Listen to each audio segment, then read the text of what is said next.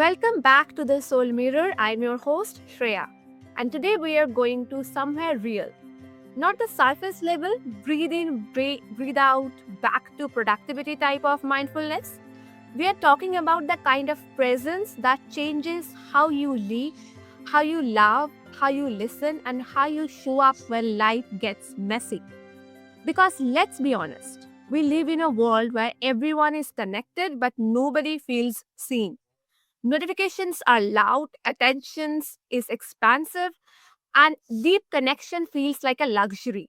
But what if it's not luxury? What if it's the actual point? Today's guest, Brett Hill, teaches a simple truth for today's professionals. The most important leadership skill is not really a skill, it's presence.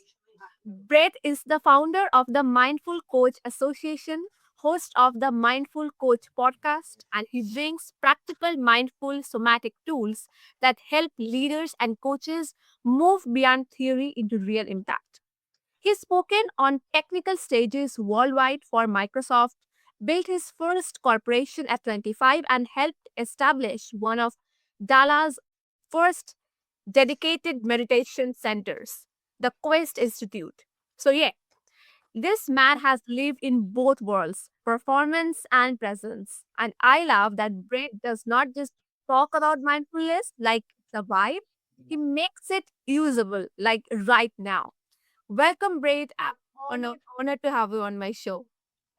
Well, thank you so much. It's a pleasure to be here. And Brett, you say the most important leadership skill is not a skill, it's presence. In a world obsessed with outcomes and optics, why is presence the real power move? I love that question. It's the one thing that you can do to improve every aspect of your career as well as your personal life is to work on how you show up when you're in connection, collaboration, communication with others.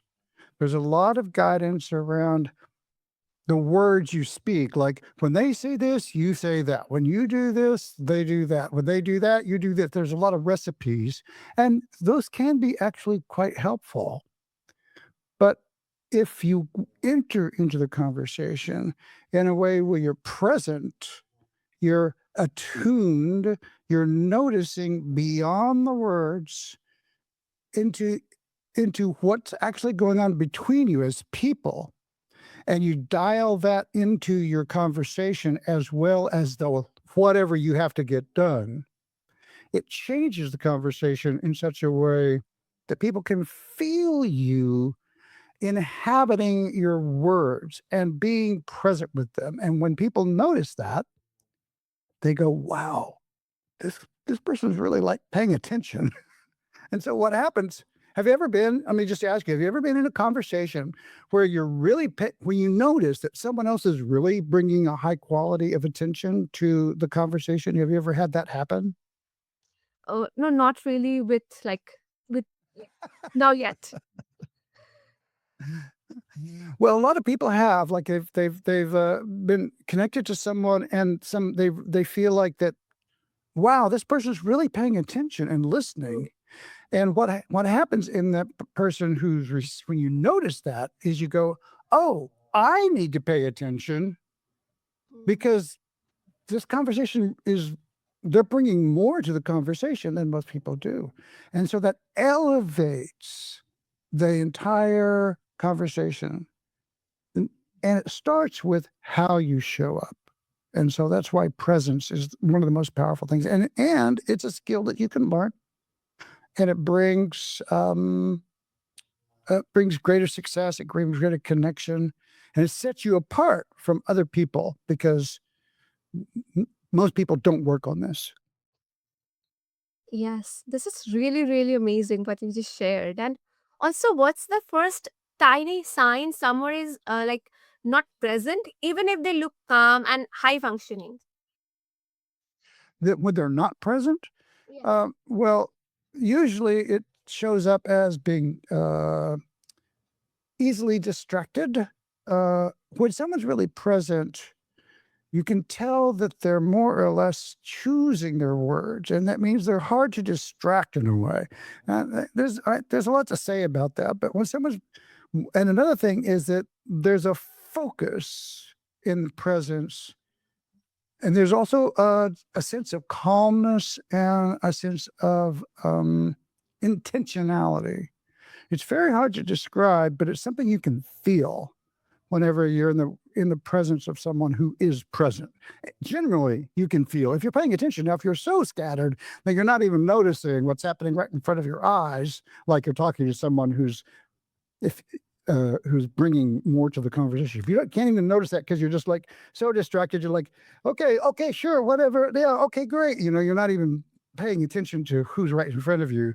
Then it doesn't really matter what kind of quality the person is bringing to the conversation. You can be so distracted that you're not really even paying attention to what's right in front of your eyes.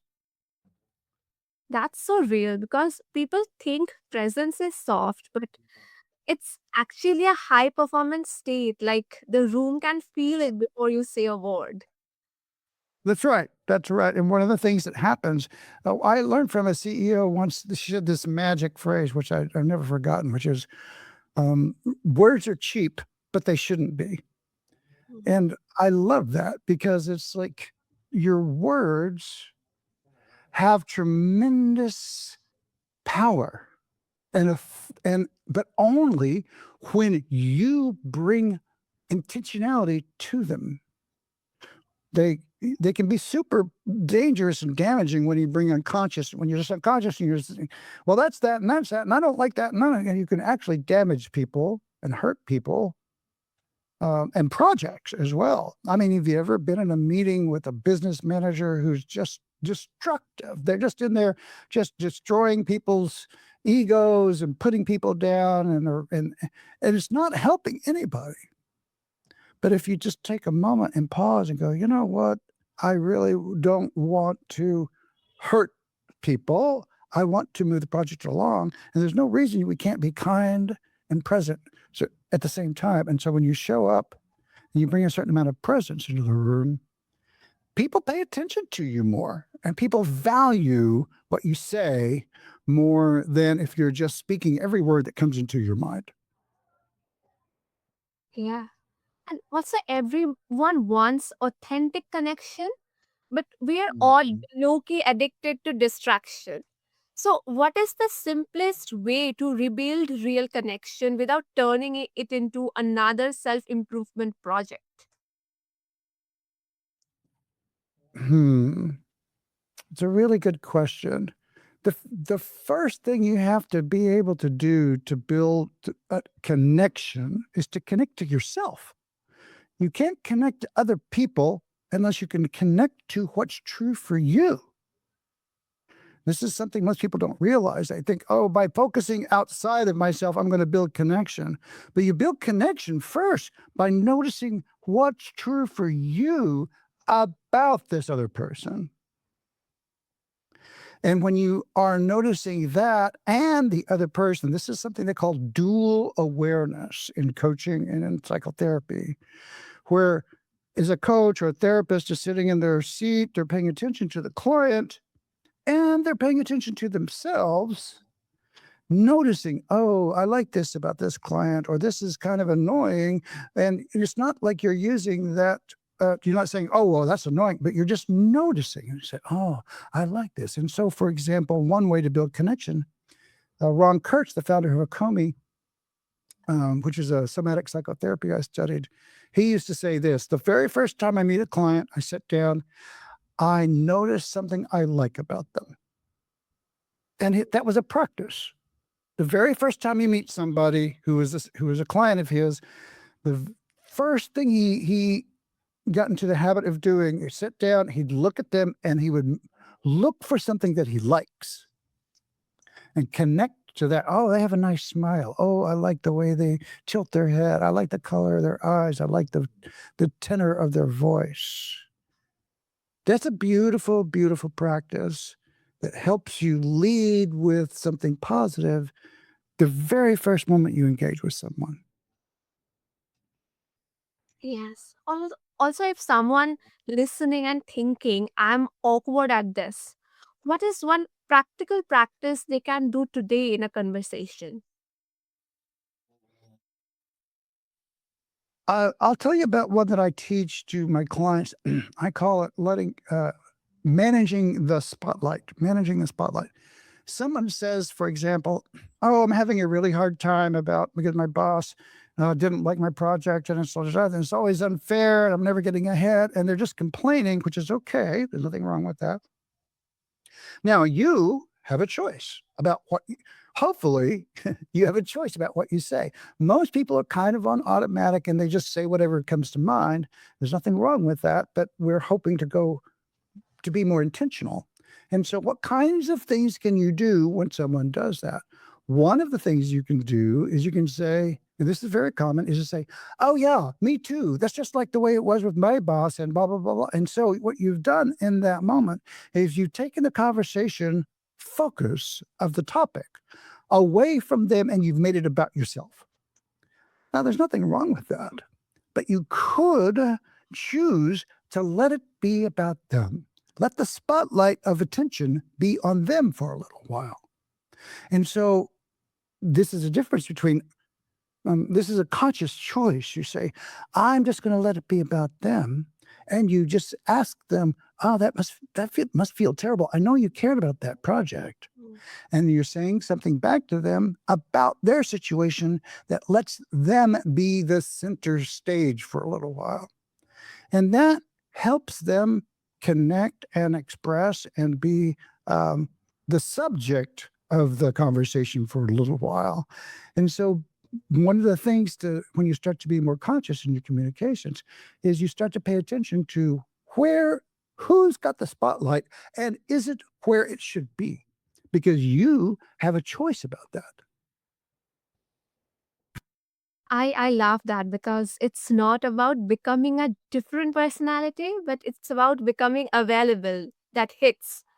And also, you have this framework called the unwanted gift. Refusing to accept an insult or a jab. Can you walk us through how that works in real life, like at work or in family dynamics?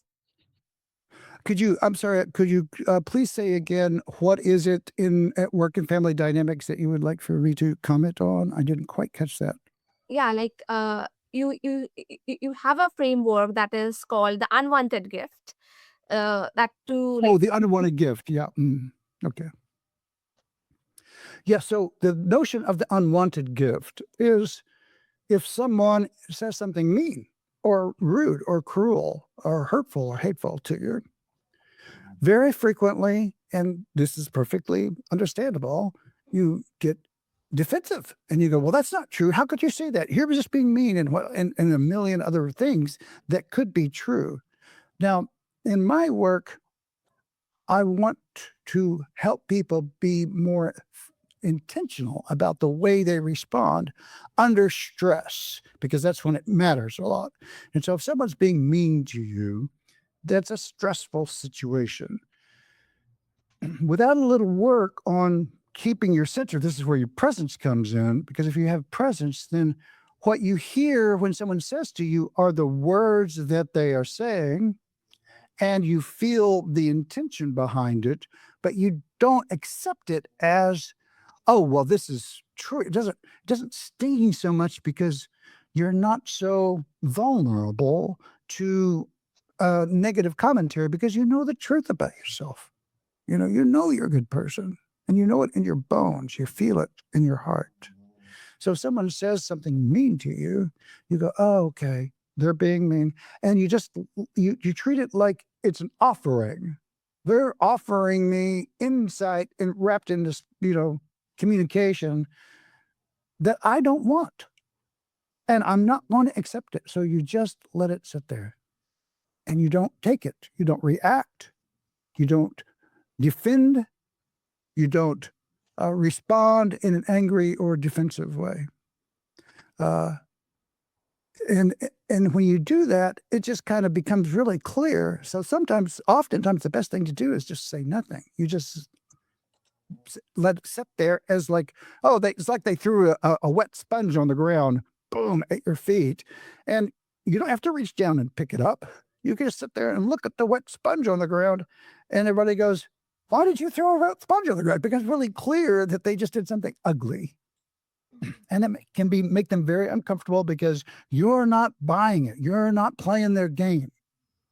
And when the other person gets the notion, when it becomes clear that the other person uh, sees they're not going to play, they're not going to be reactive, they can get really uncomfortable and go, oh, well, and they start to walk it back a little bit. There are several other practices you can do in regards to that. But the basic gist of it is anytime somebody says something to you, you're at choice about whether you accept it, react to it, respond to it, or not. At least I hope the idea is that you can be at choice around it rather than being on automatic, which is, well, you did that, and now they've got you, right? They're controlling you by agitating you, and you want to be in a place where other people. You're not so easy to manipulate as all someone has to do is to say something a little off color to you, and suddenly you're out of control and you're defensive, and they're manipulating you. And so a big part of this is about having some say over the way you walk through the world and who you allow to impact your emotions. Yes. And also, what does it look like when boundaries are non negotiable but still respectful, not defensive or icy? Well, right. And so in this case of someone saying something mean to you, let's say, I mean, e- I encourage my clients to have this thing called non-negotiable boundaries. And that means that if you're going to talk with me about a project or about my work or about your work, we're going to have a mutually respectful conversation as best we can. And that's a requirement. That's not a choice. That's not an intention. It's a requirement. And it's a requirement because you get to decide. You get to decide how other people treat you. If someone's going to come with me and say, "Well, Brett, you're just and you're and they're just mean," I'm just going to say, "I'm sorry. We can't have this conversation without being mutually respectful. Is that okay with you?" And if they say no, then I'd say, "Okay, well, maybe we'll do this another time. Maybe via email somehow." You just walk away. You just can't because you get to choose how other people speak to you. That's something most people don't realize. It's like you get to choose that. You do not have to talk to somebody who's mean, who's intentionally cruel, vindictive, or manipulative. You just don't have to. And in some cases, those people might have authority, and so it's necessary to kind of engage with them in some way or another. But you do your best to navigate those waters as best you can, and understand that the problem is with them and not with you. And so this can be very difficult with relatives and scenarios where you kind of, you don't get to choose your relatives. They can still be difficult to manage. But still, you do get to choose how you are in relationship with these difficult people. And in many ways, sometimes it requires just saying, this is the way this needs to be if we're going to have a conversation and refactor it, reframe it, delay it, defer it until it becomes something that is healthy. You're not going to allow yourself to become a victim to someone else's mm, hatefulness. Yes, that's corporate emotional intelligence with soul because boundaries are not a clapback, they are a standard. And also, and also, our brains are wired for snap judgment, but that wiring can sabotage connection fast. What is the difference between good judgment and snap judgment, and how do we slow down enough to truly see people? Well, that's a really great question. And people don't often like my answer to this, but I say this all the time. If you want to be, we're just going to call this lack of judgment or not lack of judgment, but the ability to not make sense. We're going to call that mindfulness for this phrase. So if you want to be mindful under stress, you have to practice when you're not under stress. And so the notion of being more open to discovery about what a person is like rather than making snap judgments, as you say, which is a very it's built into our neurology and it's there for a reason. Snap judgments are there so that we can quickly determine, am I safe now? And that's really necessary for our nervous system to know so that you can tell, oh, that's a snake on the ground, or that's a dangerous spider, or this is a building that's about to collapse, so that you can not have a catastrophic outcome from an unexpected situation. So our nervous system has this snap judgment sort of neurology capacity. The problem is with people, you say, oh, they're conceited. Oh, they're dangerous. Oh, they're nice. Oh, whatever you decide in the first 3 seconds has really big imprint on everything else you see or hear. And so the mindful process is to know that that's what's going to happen in your nervous system, because that's what our nervous systems do, and just make a note that, oh, I want to believe that this person is generous, kind, cruel, whatever your judgment is, just notice it and postulate it as a question mark. Is it so? It might be true, but is it so?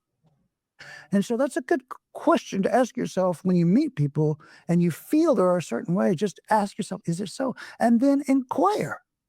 Let the rest of your conversation be about discovery, about, oh, I thought this, but I was really wrong. They're really another way. Or, yeah, I'm confirming my initial thoughts about this.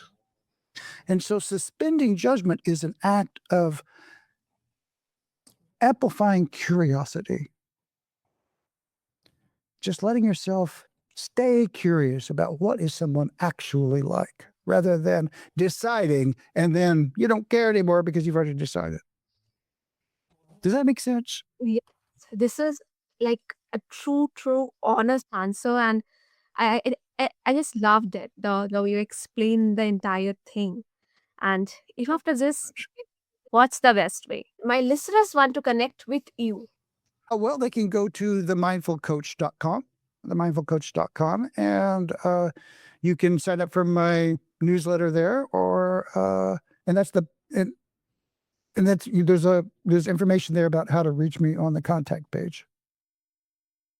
Yes, and I will make sure to attach all these details and links below so that the listeners can find them easily and get in touch with you and know more from you. And thank you for bringing both clarity and grounded wisdom into this space. I think your work reminds us that presence is not abstract, it's practical, it's powerful, and it's available right now. Yep. And Thank you. yes, and to all my listeners, here is a little mini challenge for the week. Super simple but weirdly powerful. Before your next important conversation, maybe a meeting, a family talk, even a text you were about to send, pause for 10 seconds. Feel your feet, relax your jaw, take one slow breath. Then ask yourself, Mhm. am I trying to perform right now or am I willing to be present? And when you are listening to someone this week, try this one line. Tell me more, I am here. Not fancy, just anchored. If this episode sparked something in you, share it with one of your person, maybe your friend or your family who has been craving deeper connection. And if you are loving the soul mirror, hit follow, then review and drop a comment about what presence means to you. That feedback is how we keep building this space together. And Brett, thank you so much for bringing depth without the fluff and tools that actually translate into real life.